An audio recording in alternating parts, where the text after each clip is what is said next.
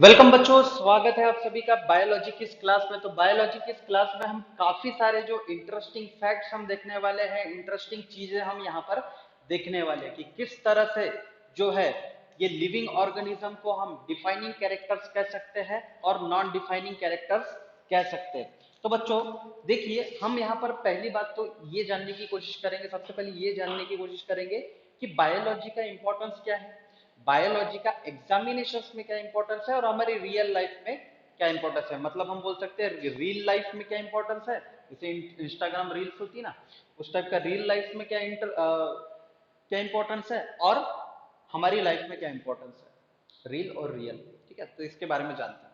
तो देखिए बच्चों, जैसे कि हम देखते हैं कि जैसे हम कोई मूवी में देखते हैं कि उसको जैसे आ गया ब्रेन अटैक, आ गया ब्रेन हेमरेज आ गया। ठीक है, ब्रेन हेमरेज आ गया। ब्रेन हेमरेज आ जाने के बाद में क्या होता है, रियल लाइफ में आपको क्या देखने को मिलता है कि एक पर्सन है। ठीक है, एक पर्सन है जो बेड पर हमेशा पड़ा हुआ है।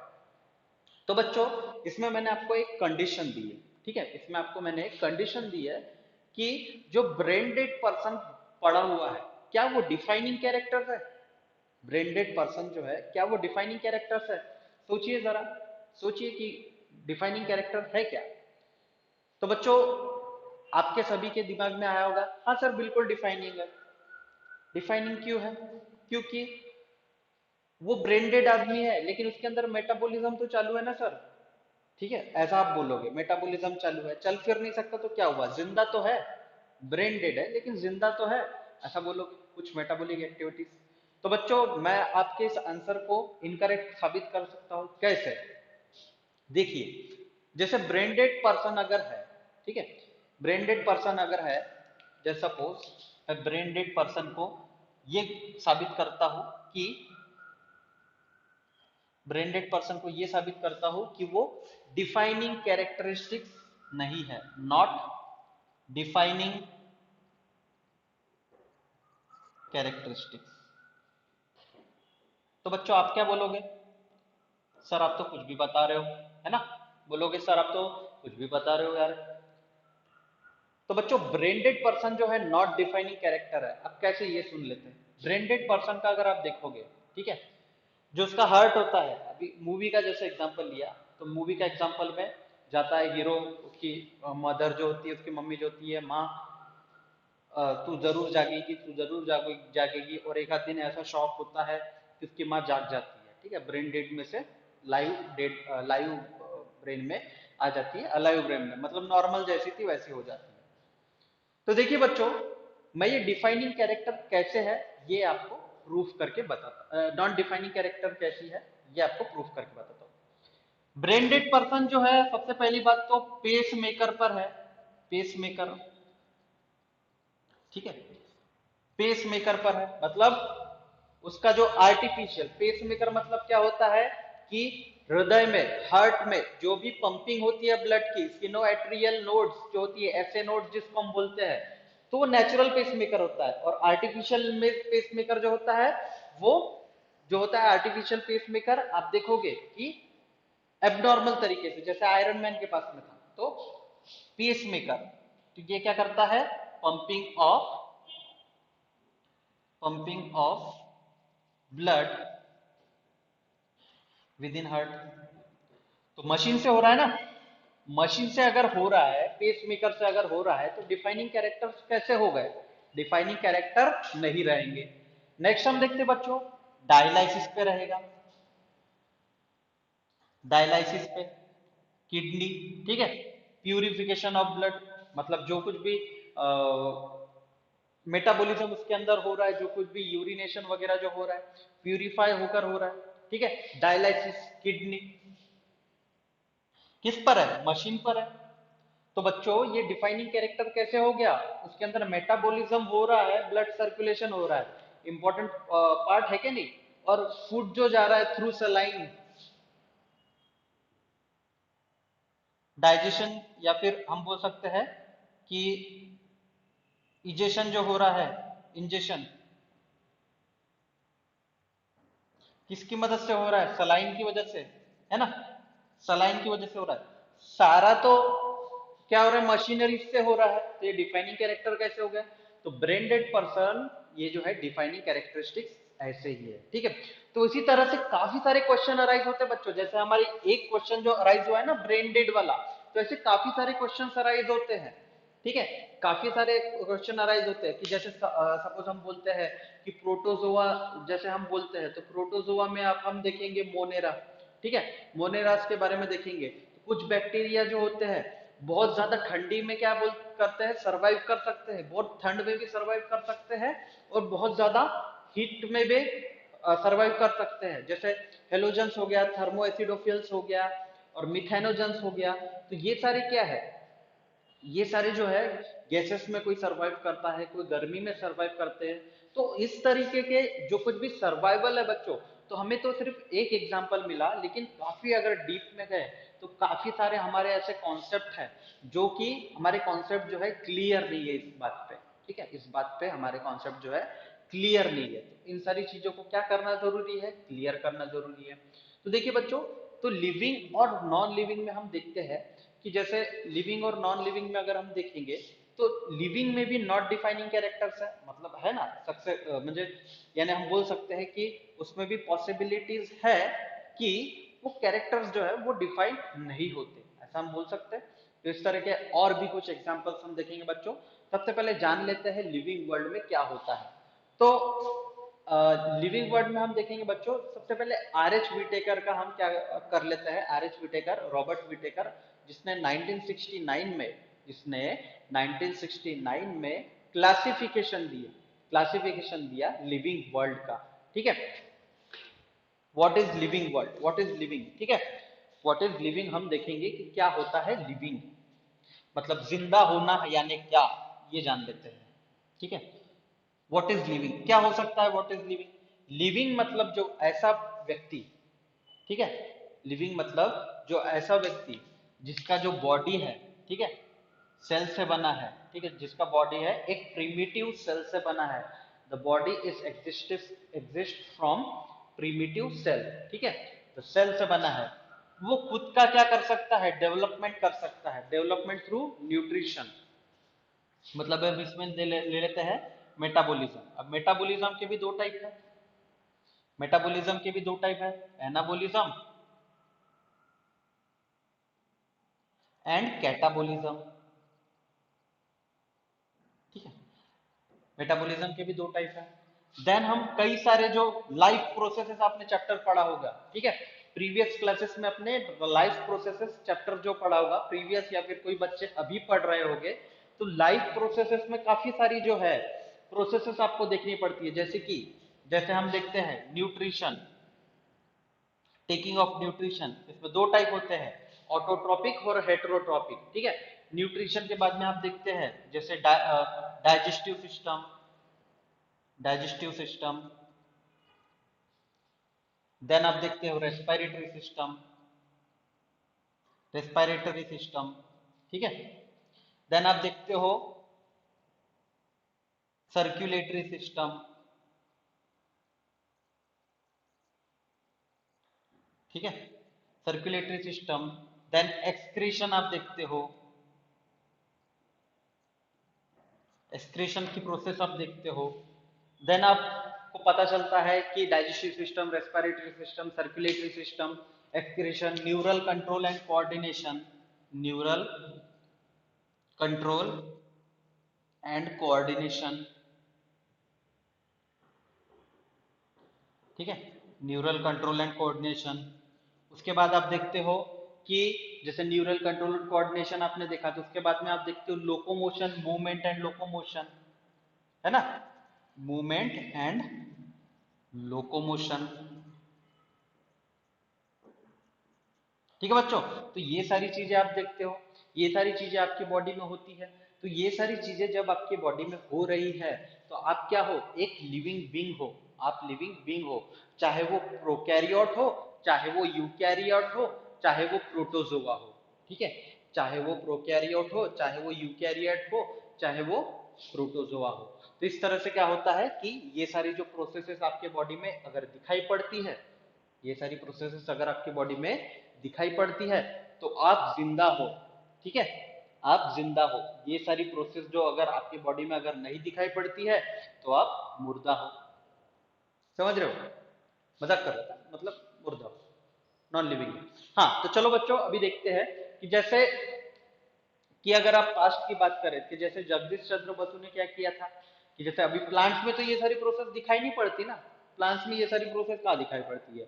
हम में ठीक है, हम खाना खाते हैं, मूवमेंट करते हैं, लोकोमोशन करते हैं, न्यूरल कंट्रोल एंड कोऑर्डिनेशन है हमारा, है ना? ये सारी चीजें हैं। जगदीश चंद्र बसु ने क्या किया था कि प्लांट में भी लाइफ है, मतलब they are also living. So he found that with an experiment. तो एक्सपेरिमेंट के साथ में इसने देखा कि जैसे कि प्लांट भी क्या कर सकते हैं, सर्वाइवल कर सकते हैं, मतलब वो भी लिविंग बीइंग है, उनमें भी ये सारी चीजें होती है। पौधों में भी जीवन आहे, म्हणजे झाडांमध्ये पण जीवन आहे असं त्याच्यामध्ये बोललं गेलं आहे, ठीक आहे? तर अशा प्रकारे आपल्याला माहिती आहे मुलांनो, लिविंग वर्ड यानी क्या होता है, लिविंग वर्ड यानी क्या होता है, ठीक है? तो इसमें लिविंग वर्ड में आपको पता है कि ये सारी चीजें हैपन होती है। नेक्स्ट हम चलते बच्चों, कुछ यहाँ पर प्रूफ हम देखेंगे कि जैसे जो है लिविंग वर्ल्ड में और क्या क्या चीजें हो सकती है। तो लिविंग वर्ल्ड में देखिए, इसमें हम देखेंगे कि reproduction is likewise living organism. तो चार कैरेक्टरिस्टिक्स है, एनसीईआरटी से लिए है। सोर्स मैं यहां पर लिख देता हूं, सोर्स मैं यहां से लिख देता हूं कि एनसीईआरटी से ये जो है जितने भी टॉपिक्स जो है, टॉपिक फ्रॉम सोर्स, ठीक है, फ्रॉम एनसीईआरटी 11th, ठीक है, सोर्स फ्रॉम एनसीईआरटी 11th, वहां से हमने सोर्स ये जो है लिए हैं, क्योंकि ये हमें ऐसा लगता है कि ये ब्रिज कोर्स साबित हो सकता है।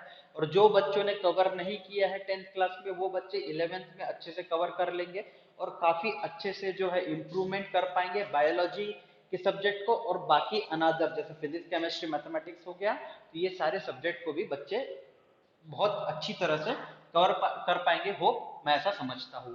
तो चलिए बच्चों चलते हैं सोर्स एनसीईआरटी 11th के से, हम देखते हैं रिप्रोडक्शन। रिप्रोडक्शन इज लाइकवाइज शन is likewise in living organism, living organism, ठीक है, ऑर्गेनिजम्स। तो रिप्रोडक्शन जो होता है बच्चों, reproduction is likewise in living organism. तो देखिए बच्चों, कुछ बच्चे बहुत खुश हो गए होंगे, सर अभी रिप्रोडक्शन का चैप्टर पढ़ाने वाले हैं, बहुत ही इंटरेस्टिंग चैप्टर है। तो बच्चों रिप्रोडक्शन चैप्टर अभी तो काफी दूर है। ये रिप्रोडक्शन के जो है हम देखने वाले हैं यूनिसेलुलर में क्या डिफरेंसेस है, यूनिसेलुलर में क्या डिफरेंसेस है और मल्टी सेलुलर में क्या डिफरेंसेस है, ठीक है? यूनिसेलुलर में क्या डिफरेंसेस है और मल्टी सेलुलर में क्या डिफरेंसेस है।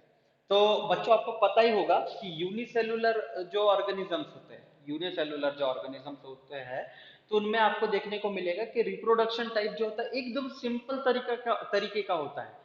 जैसे कि हो गया बाइनरी फिजन हो गया, मल्टीपल फिजन हो गया, ठीक है, लॉन्जिट्यूडनल फिजन हो गया, वर्टिकल लॉन्जिट्यूडनल फिजन हो गया, हॉरिजॉन्टल फिजन हो गया। तो इस टाइप के जो फिजन है, जैसे प्लांट्स में हम वेजिटेटिव प्रोपोगेशन देखते हैं, कटिंग ग्राफ्टिंग देखते हैं, ठीक है, तो इस टाइप के जो है हमें दिखाई पड़ते कि नहीं दिखाई पड़ते, इस टाइप के हमें रिप्रोडक्शन के टाइप हमें दिखाई पड़ते हैं बच्चों। तो बच्चों ये समझिए कि यूनिसेलुलर में जो है रिप्रोडक्शन टाइप जो है, यूनिसेलुलर में, यूनिसेलुलर में और मल्टीसेलुलर में लिविंग की बात कर रहे हैं, नॉन लिविंग की बात नहीं कर रहे हैं। तो यूनिसेलुलर में आप देखोगे जैसे प्रोटोजोआंस, ये मैं मिटा देता हूँ थोड़ी देर के लिए। यूनिसेलुलर में आप देखते हो जैसे डिफाइनिंग कैरेक्टर्स को बोला गया है। तो यूनिसेलुलर में आप देखते हो जैसे लिविंग ऑर्गेनिज्म लेते हैं अमीबा का स्ट्रक्चर, ठीक है, अमीबा। अमीबा का जो है डिवाइड कैसे होता है ये तो पता ही होगा। जैसे ये एक अमीबा है, इसके अंदर क्या है, न्यूक्लियस भरा हुआ है, ठीक है, न्यूक्लियस भरा हुआ है, न्यूक्लियस भरा हुआ है, तो ये मैक्रो न्यूक्लियस क्या हो जाएगा, ये डिवाइड हो जाएगा, ठीक है, ये थोड़ा थोड़ा सा क्या करने लग जाएगा, डिवीजन करने लगेगा। ये देखिए ये डिवीजन करना शुरू भी कर दिया, मैंने इसको बोला भी नहीं, फिर भी डिवीजन शुरू कर दिया। देखिए ये डिवीजन यहाँ पर शुरू हो गया। ठीक है, डिवीजन यहाँ पर शुरू हो गया। नेक्स्ट स्टेप में हम जाते हैं। तो यहाँ पर जो अगर डिवीजन देखते हो, इसका कोई पर्टिकुलर शेप नहीं होता, तो डोंट क्रिटिसाइज माय डायग्राम। ठीक है, डायग्राम को कृपया क्रिटिसाइज ना करें, क्योंकि अमीबा का कोई शेप नहीं होता, ये चेतावनी है। ठीक है, तो ये ध्यान में रखिए बच्चों, मजाक कर रहे थे। तो इसमें देखिए क्या होता है कि ये जो, हाँ, ये जो होता है न्यूक्लियस जो होता है डिवाइड होने की कगार पे होता है। फिर ये क्या करता है, डिवाइड हो ही जाता है ना, अभी डिवाइड कर ही देते हैं इसको, और कितना लंबा खींचेंगे, इसको डिवाइड कर देते हैं। ठीक है, तो ये क्या हो गए, अमीबा जो हो गए ये डिवाइड हो गए।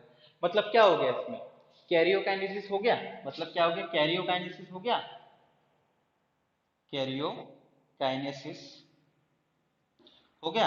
और क्या हो गया, साइटोकाइनेसिस, साइटोकाइनेसिस। ठीक है, अभी अमीबा ही क्या करता है, ये बाइनरी फिजन इसने शो किया ना बच्चों, तो बाइनरी फिजन इसने शो किया, तो ये मल्टीपल फिजन भी शो कर सकता है, ये मल्टीपल फिजन भी शो करता है। तो चलिए बच्चों जानते हैं कैसे ये मल्टीपल फिजन कैसे शो करता है। देखिए बच्चों, ये जितने भी आपके जैसे फिजिक्स है, केमिस्ट्री है, बायोलॉजी है, तो ये क्या होते हैं, इंटर रिलेवेंट रहते हैं, इंटर रिलेवेंट रहते हैं। बस आगे आगे की क्लास में क्या होते जाता है, इसका डिफिकल्टी लेवल बढ़ते जाता है ना, इसका डिफिकल्टी लेवल बढ़ते जाता है। तो इस तरह से जो है डिफिकल्टी लेवल को हमें पढ़ना है। बेसिक अगर क्लियर रहे तो डिफिकल्टी लेवल हम आसानी से क्या कर सकते हैं, कवर कर सकते हैं, बेसिक अगर किए किए रहे तो। अभी देखिए बाइनरी फ्यूजन, एक आधा ऑब्जेक्टिव, जैसे मैंने पिछले साल देखा था, एक ऑब्जेक्टिव आया था, ऑब्जेक्टिव आया था, तो उसमें बोलता है कि अ, जो कैरियोकाइनेसिस और साइटोकाइनेसिस, मतलब बाइनरी फ्यूजन जो होता है अमीबा में होता है, और किस में होता है बाइनरी फ्यूजन। इसमें जो था ऑप्शन में, एक और बार अमीबा रिवाइज किया गया था, एक और बार अमीबा जो है रिपीट किया गया था। ठीक है बच्चों, तो रिपीट किया गया इसका मतलब क्या है, रिपीट किया गया इसका मतलब क्या है कि रिपीट कर रहा है, इसका मतलब क्या है कि वो आंसर हो सकता है ना। तो मल्टीपल फिजन कैसे फॉर्म होता है ये देखिए, जैसे आपको मेजर डायरिया अगर हो गया, मेजर डायरिया हो गया, सिस्टिक अमीबायोसिस अगर हो गया, ठीक है, सिस्टिक अमीबायोसिस वो क्या करता है कि सिस्टिक अमीबायोसिस, अमीबायोसिस, ठीक है, अमीबायोसिस में क्या होगा बच्चों, जैसे ये अमीबा है, अमीबा काफी क्यूट दिख रहा है यहाँ पर, तो अमीबा को देखिए कि जैसे अमीबा है तो ये क्या फॉर्म करेगा, सिस्ट फॉर्म करेगा अपने ऊपर। ये जैसे अमीबा है ना, तो इसने क्या फॉर्म किया, सिस्ट फॉर्म किया इसने अपने ऊपर, इसने अपने ऊपर सिस्ट फॉर्म किया। ठीक है बच्चों, इसने अपने ऊपर सिस्ट फॉर्म किया, और ये जो है न्यूक्लियस जैसे का वैसा रहेगा। ठीक है, सिस्ट इसने फॉर्म किया। अब देखिए बच्चों, न्यूक्लियस को जो साइटोप्लाज्म यहाँ पर डिवाइड होना था, तो साइटोप्लाज्म को स्पेस ही नहीं मिल रही है। साइटोप्लाज्म को अगर स्पेस नहीं मिल रही है तो ये डिवाइड होगा कैसे, ये डिवाइड होगा कैसे, ये चिंताजनक बात है ना। हम किसके बारे में देख रहे हैं, रिप्रोडक्शन के बारे में। तो इसमें देखिए ये साइट अगर बाहर जाने ही नहीं दे रही है, तो यहाँ पर क्या हो रहा है कि यहाँ पर डिवीजन नहीं हो रहा है। तो इसमें क्या होगा कि ये जो जितने भी सिस्ट है, ये यही की यहीं पर क्या हो जाएंगे, ये सिस्ट मतलब ये न्यूक्लियस जो है, ये की यहीं पर क्या हो जाएंगे, डिवाइड करना शुरू कर देंगे खुद को, ये की यहीं पर डिवाइड करना शुरू कर देंगे। एक न्यूक्लियस से का अनेक न्यूक्लियस, ठीक है, एक न्यूक्लियस से अनेक न्यूक्लियस। ये जनरली जो होता है अमीबायोसिस करके बीमारी होती है, बीमारी मतलब जो गंदा पानी पीते हैं ना, गंदा पानी नहीं पीना चाहिए, गंदा पानी पीने से अमीबायोसिस होता है। अमीबा अगर रहा आपके पेट में ग्रोथ कर रहा है, तो आपके पेट का न्यूट्रिशन छीनेगा, न्यूट्रिशन छीनेगा तो आपको दर्द होगा, तो अमीबायोसिस आपके बॉडी में होता है। ठीक है बच्चों, इसमें क्या हो गया, इसमें जितने भी जो न्यूक्लियस थे ना, जितने भी न्यूक्लियस थे, तो वो सारे डिवाइड हो गए। इसमें हम देख लेते हैं कि डिवाइड सारे हो गए, और क्या हो गए, डिवाइड होने के बाद में एक ना एक ऐसा टाइम आएगा जो सिस्ट जहां पर कमजोर होना पड़ेगा, और सिस्ट जो हो जाएगी रप्चर हो जाएगी। तो इसमें क्या हो गया बच्चों, मल्टीपल फ्यूजन। इसमें क्या हो गया, हुआ कैरियोकाइनेसिस, साइटोकाइनेसिस के लिए जगह नहीं मिली, साइटोकाइनेसिस के लिए जगह नहीं मिली, तो कैरियोकाइनेसिस हुआ, इसमें होगा सिस्ट रप्चर। सिस्ट जो हो गए इसमें रप्चर हो गए, ठीक है, सिस्ट रप्चर हो गए और बाहर निकल गए। मतलब अमीबा में ही बाइनरी फिजन हो रहा है और अमीबा में ही मल्टीपल फिजन हो रहा है। बताओ अब इसको क्या नाम दे। अभी आप आंसर लिखोगे बाइनरी फिजन या मल्टीपल फिजन, आंसर लिखोगे बाइनरी फिजन या मल्टीपल फिजन।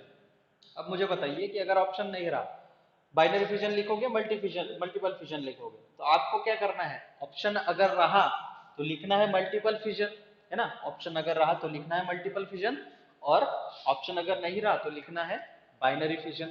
अगर ऑप्शन रहा मल्टीपल फिजन तो बाइनरी फिजन नहीं लिखना है, ठीक है, मतलब समझ लीजिए क्या बोल रहा हूँ, ठीक है। तो इस तरह से आप क्या कर सकते हो कि ये डिफाइनिंग कैरेक्टरिस्टिक्स को क्या कर सकते हो, इस तरह से डिफाइन कर सकते हो। ये बात होगी यूनिसेलुलर के बारे में, है ना।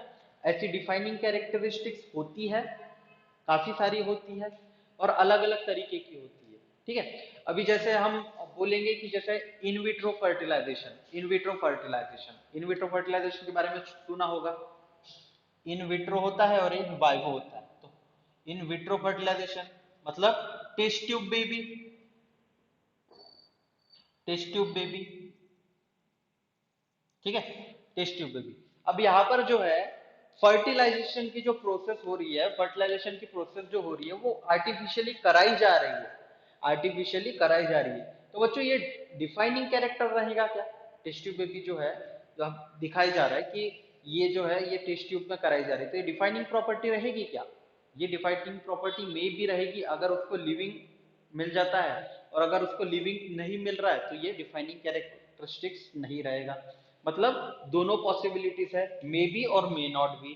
तो इस तरह से हमारे आसपास में जो है ये सारे जो है मतलब रिप्रोडक्शन को सीधे तौर पर जो है डिफाइनिंग प्रॉपर्टी बोला गया है। अब देखो ह्यूमन बींग में अगर आप देखोगे, ह्यूमन बींग में देखोगे, मल्टी सेल्यूलर में आप अगर देखोगे तो मल्टी सेल्यूलर में क्या होता है, मल्टी सेल्यूलर में क्या होता है, दो गैमेट होते हैं, गैमेट क्या होते हैं, फ्यूजन क्रिएट करते हैं, फ्यूजन क्रिएट करने के बाद में जाइगोट तैयार होता है, जाइगोट से एम्ब्रियो तैयार होता है, और एम्ब्रियो से जो होता है किड जो होता है वो तैयार होता है। तो इस तरह से क्या है, ये डिफाइनिंग कैरेक्टरिस्टिक्स है, ये क्या है डिफाइनिंग कैरेक्टरिस्टिक्स है। तो हमको समझ में आता है कि ये डिफाइनिंग कैरेक्टरिस्टिक्स है, ऐसा हम जानते हैं। नेक्स्ट चलते बच्चों, नेक्स्ट टॉपिक जो हमारा रहेगा, जैसे हम इसमें और कुछ देख लेते, जैसे फ्रेगमेंटेशन होता है, फ्रेगमेंटेशन होता है, ठीक है, फ्रेगमेंटेशन होता है, फ्रेगमेंटेशन डिफाइनिंग प्रॉपर्टी है क्या, फ्रेगमेंटेशन डिफाइनिंग प्रॉपर्टी है क्या, जैसे यहाँ पर स्पायरोगायरा या फिर यूलोथ्रिक्स ले लो, ये स्पायरोगैरा रहेगा या तो यूलोथ्रिक्स ले लो, ठीक है। तो स्पायरोगैरा में क्या होता है, स्पायरोगैरा में क्या होता है कि जैसे फ्रेगमेंट यहाँ पर ये अलग हो गया और ये अलग हो गया और ये अलग हो गया, तो ये क्या करेगा, ये खुद का एक अपना साम्राज्य तैयार कर लेगा, खुद का एक अपना साम्राज्य तैयार कर लेगा, जिसकी मदद से ये क्या करेगा, खुद का डेवलपमेंट शुरू कर देगा, खुद का डेवलपमेंट जो है ये शुरू कर देगा। तो डिफाइनिंग प्रॉपर्टी है क्या, हाँ बिल्कुल डिफाइनिंग प्रॉपर्टी है, ये असेक्सुअल रिप्रोडक्शन का पार्ट है, ये असेक्सुअल रिप्रोडक्शन का पार्ट है। रिप्रोडक्शन तो हो रहा है, डेवलपमेंट तो हो रहा है, मेटाबॉलिज्म तो हो रहा है, इस तरह से क्या होगा कि ये डिफाइनिंग प्रॉपर्टी रहेगी बच्चों, ठीक है, ये डिफाइनिंग प्रॉपर्टी रहेगी। तो इसमें देखिए, हाँ अब देखिए कि जैसे दो टाइप हम देखते हैं, दो टाइप हम देखते हैं,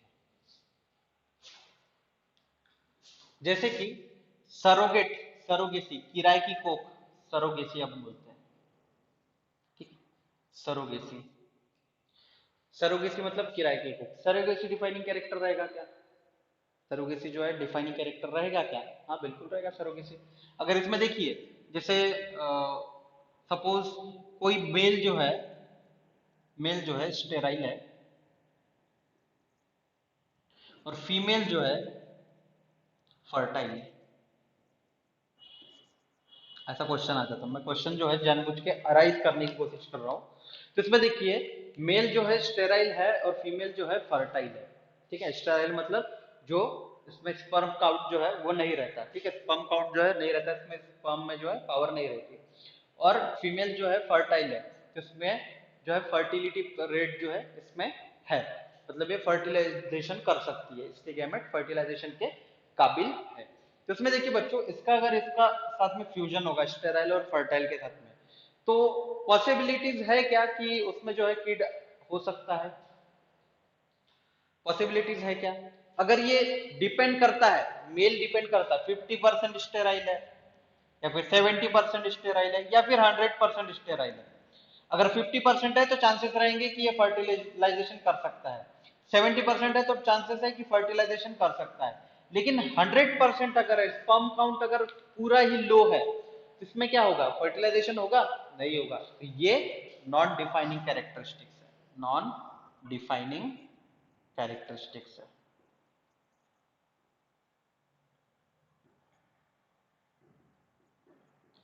ठीक है, नॉन डिफाइनिंग कैरेक्टरिस्टिक्स है बच्चों। तो ये डिफाइनिंग और नॉन डिफाइनिंग का खेल आपको समझ में आ गया होगा।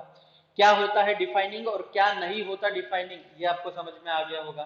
ठीक है, तो जो भी होता है आपको डिफाइन करते आना चाहिए, आपको इस क्वेश्चन के आंसर आना चाहिए। इसके ऊपर हम नीट में जो कुछ भी क्वेश्चन पूछे जाते हैं ना बच्चों, नीट के एग्जाम में, इससे रिलेटेड, किससे? लिविंग वर्ल्ड से रिलेटेड, तो ये क्वेश्चन भी मैं आपको पूछने वाला हूं और ये क्वेश्चन के भी जो है प्रॉब्लम्स मैं आपको कराने वाला हूं। ठीक है, तो ये क्वेश्चन हम देखने वाले हैं। तो बच्चों ये इंपॉर्टेंट पार्ट है। नेक्स्ट हम चलते हैं, another characteristic life is metabolism. Metabolism के बारे में थोड़ा सा हम यहाँ पर जानने की कोशिश करते हैं कि what is the metabolism, what happen in that case, what happen in that case. Metabolism मतलब क्या?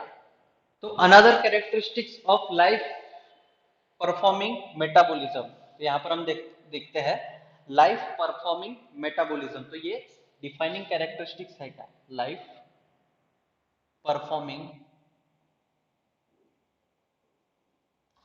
मेटाबॉलिज्म। तो बच्चों ये डिफाइनिंग कैरेक्टरिस्टिक्स है क्या? डिफाइनिंग कैरेक्टरिस्टिक्स है क्या? रहेगा क्या मेटाबॉलिज्म डिफाइनिंग कैरेक्टरिस्टिक्स? हाँ रह सकता है, लेकिन देखते चलो, यूनिसेलुलर में देखिए और मल्टी सेलुलर में देखिए। जैसे न्यूट्रिशन लेने का अगर टाइप आप देखोगे, ठीक है, न्यूट्रिशन लेने का टाइप आप देखोगे, तो न्यूट्रिशन लेने के कौन से टाइप है? Autotrophic and heterotrophic. ऑटोट्रॉपिक और हेट्रोट्रॉपिक दो जो है न्यूट्रिशन लेने के टाइप्स हमें यहाँ पर दिखाई पड़ते हैं। न्यूट्रिशन लेने के टाइप्स हमें दो दिखाई पड़ते हैं। ऑटोट्रॉपिक में अगर आप देखिएगा बच्चों, तो फोटोट्रॉपिक मतलब फोटोसिंथेटिक, और केमोट्रॉपिक केमिकल सिंथेटिक, केमोट्रॉपिक। ठीक है, फोटोट्रॉपिक और केमोट्रॉपिक। देन हेट्रोट्रॉपिक में अगर आप देखोगे, सेप्रोफाइटिक, ठीक है, सेप्रोफाइटिक, पैरासाइटिक, सेप्रोफाइटिक, पैरासाइटिक और होलोजोइक। तो ये जो है न्यूट्रिशन लेने के टाइप है। अभी देखिए, यूनिसेलुलर और मल्टीसेलुलर की अगर बात करें, यूनिसेलुलर और मल्टीसेलुलर की अगर बात करें, किसमें? एनिमल में बात करते हैं, मतलब हेट्रोटॉपिक, दूसरे पे डिपेंडेंट होते हैं एनिमल्स। यूनिसेलुलर एनिमल्स और हेट्रोसेलुलर एनिमल्स, इनके बारे में अगर बात करें, तो होलोजाइक न्यूट्रिशन में क्या होता है कि यूनिसेलुलर भी कभी कभी क्या करता है कि होलोजाइक न्यूट्रिशन शो करता है।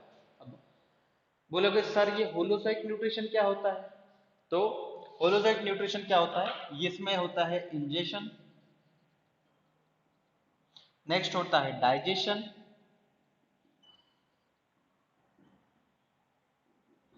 Ingestion, digestion, absorption, assimilation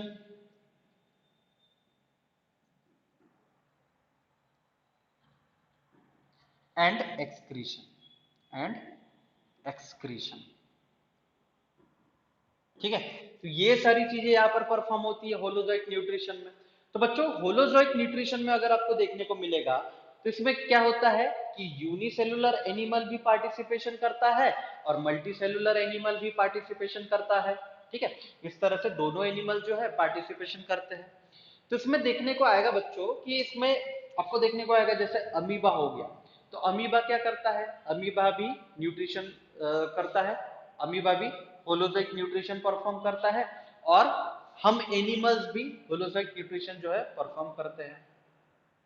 body में कई ऐसी माइक्रो बायोमोलिक्यूल्स जो रिएक्शन है वो परफॉर्म होती है, कई ऐसी बायोमोलिक्यूल जो रिएक्शन है वो परफॉर्म होती है। वो किसके थ्रू होती है बच्चों? मेटाबॉलिज्म। मेटाबॉलिज्म बायोमोलिक्यूल जो रिएक्शन होती है ना, तो वो मेटाबॉलिज्म। अभी ये सोच में पड़ जाओगे कि सर मेटाबॉलिज्म क्या है? तो मेटाबॉलिज्म जो है वो है एनाबॉलिज्म और कैटाबॉलिज्म, कैटाबॉलिज्म का मिक्स्ड अप। मतलब एनाबॉलिज्म होता है, कैटाबॉलिज्म, दोनों मिलाकर एक जो प्रोसेस है वो परफॉर्म होती है। अब वो प्रोसेस क्या है? एनाबॉलिज्म और कैटाबॉलिज्म। तो एनाबॉलिज्म का मतलब ऐसा होता है बच्चों, जितना भी फूड हम जो है वो स्टोर कर रहे हैं, मतलब एसोसिएट कर रहे हैं। एनाबॉलिज्म में क्या हो रहा है? एनाबॉलिज्म में क्या हो रहा है कि we are storing the, we are associating the, we are associating the food. अब देखिए फूड कैसे हम एसोसिएट कर पा रहे हैं, फूड जो है हम कैसे एसोसिएट कर पा रहे हैं। जैसे हमने माउथ में सारा जो है फूड लिया, ठीक है, माउथ में जो है सारा फूड लिया, फूड लेने के बाद में हम उसको एक एसोसिएट पॉइंट पर करते हैं, जैसे इसोफेगस बोलते हैं कि डाइजेस्टिव सिस्टम का जो है पार्ट है। तो इसोफेगस क्या करता है? इसोफेगस जाके स्टोरेज रूम, स्टोर रूम मतलब क्या है? स्टमक, स्टमक में जाके क्या कर देगा? सभी को एसोसिएट कर देगा, सभी को क्या कर देगा? एसोसिएट कर देगा। मतलब क्या कर रहा है? एनाबॉलिज्म कर रहा है। देन उसमें लीवर वाली प्रक्रिया होगी, लीवर क्या करेगा? बाइल जूस में कन्वर्ट करेगा, उसमें भी इंजाइमेटिक एक्टिविटी होगी। जो बायोमोलिक्यूल रिएक्शंस हम बोल रहे हैं ना बच्चों, जैसे प्रोटीन्स का कन्वर्जन होता है किसमें? पेप्टोन्स में। प्रोटीन्स का कन्वर्जन होता है पेप्टोन्स में, फिर पेप्टोन्स का कन्वर्जन होता है एमिनो एसिड में, ठीक है, NH2 मॉलिक्यूल्स में, एमिनो एसिड में जो कन्वर्जन होता है। तो इस तरह से क्या होता है बच्चों कि न्यूट्रिशन जो है हमारी बॉडी में इस तरह से ट्रेवल होता है। प्रोटीन्स का कन्वर्जन पेप्टोन्स में होता है, फिर एमिनो एसिड में होता है, ठीक है। मतलब सबसे पहले फूड जो है एसोसिएट होता है, फूड जो है एसोसिएट होता है, एंड देन बाद में जो होता है डिसोसिएट होता है। तो ये जो रिएक्शन है, जो प्रोटीन जो फॉर्मेशन होने की जो रिएक्शन हमने लिखी है वो होती है एनाबोलिज्म रिएक्शन। जितना भी आपने प्रोटीन खाया, जैसे सपोज एक आधा बच्चे ने क्या किया, अंडे खाया, अंडे 3-4 अंडे खा लिया, 3-4 अंडे खाया, तो जैसे का वैसा उसके बॉडी में क्या ताकत आ जाएगी क्या 2 मिनट में? ताकत नहीं आएगी, उसके ऊपर प्रोसेस फाइल होगी। तो प्रोसेस किस तरह से फाइल होगी? जैसे उसने अंडे खाए, अंडे खाने के बाद में उसमें से जो जितना भी प्रोटीन है वो हो जाएगा लिक्विड फॉर्म में, लिक्विड फॉर्म में कन्वर्जन उसका हो जाएगा, जितना भी प्रोटीन उसने खाया है। फिर वो प्रोटीन्स का कन्वर्जन हो जाएगा बायोमोलिक्यूल रिएक्शन, मतलब इसमें आ जाएगा कैटाबोलिज्म, इसमें आ जाएगा कैटाबोलिज्म। वो क्या करेगा? इंजाइमेटिक एक्टिविटी के थ्रू क्या करेगा? जितना भी, जैसे सपोज ये उसने क्या खाया, मेल्टोस खाया, ठीक है, ये मेल्टोस खाया, मेंटोस नहीं मेल्टोस खाया, मतलब ग्लूकोज के 2 मॉलिक्यूल खाया। कैटाबोलिज्म मतलब क्या? एंजाइमेटिक एक्टिविटी, मतलब इसको क्या करेगा? ब्रेक डाउन करेगा, और सारा जो जितना भी सॉलिडिफाइड फूड था उसको कन्वर्जन करेगा लिक्विडिफाइड फूड में, उसको कन्वर्जन करेगा लिक्विडिफाइड फूड में, है ना।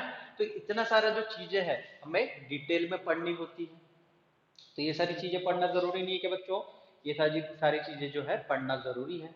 बायोमोलिक्यूल्स उसमें आ जाएंगे। बायोमोलिक्यूल्स क्या रहा है? बायोमोलिक्यूल्स कार्बोहाइड्रेट का CH और O मॉलिक्यूल्स, है ना, प्रोटीन्स का NH2 मॉलिक्यूल्स, फैट्स का ओलिक एसिड, और ये जो अपने फैट मॉलिक्यूल्स होते हैं ये सारे जो है फैट मॉलिक्यूल्स, ठीक है, फैटी एसिड्स जिसको हम बोलते हैं फैटी एसिड।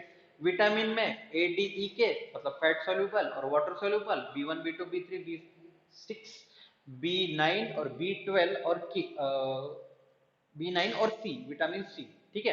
तो ये क्या है? वाटर सोल्यूबल है। तो इतने सारे विटामिन जो है हमारे बॉडी में, ये सारे विटामिन क्या रहेंगे?